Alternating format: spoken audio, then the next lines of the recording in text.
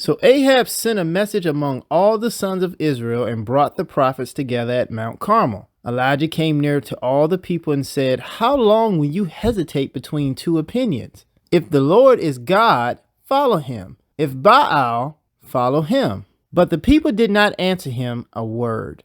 1 Kings chapter 18, verse 20 through 21. Stay tuned. Bible 360 starts right now.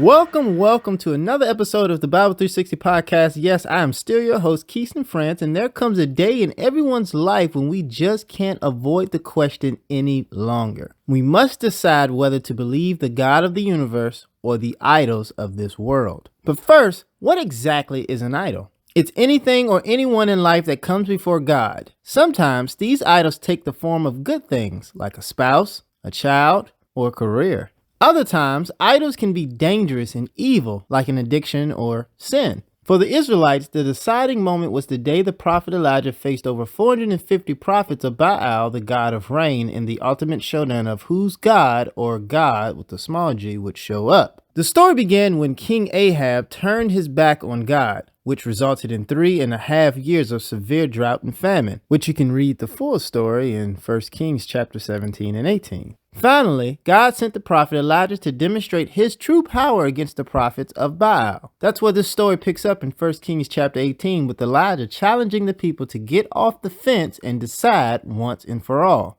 So who would they follow? Only when the one true God sent down fire from heaven after the god Baal had remained silent did the people declare the Lord, he is God. They finally got off the fence. So what about you? Are you wavering in your faith? Are you hesitant to be all in your walk with God? Ask God for the clarity and courage to take a stand. Just like the people in Elijah's day, may today be the day you decide to be all in for God. It will be a decision you won't regret. God promises it. Think about it.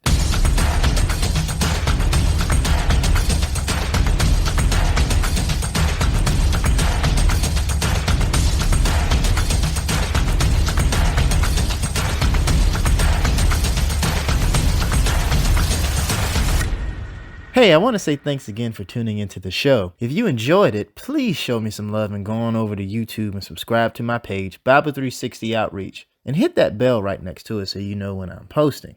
You can also find the show listed in Apple Podcasts, Google Podcasts, and pretty much any other podcast directories. Until next time, I wish you a very pleasant adieu.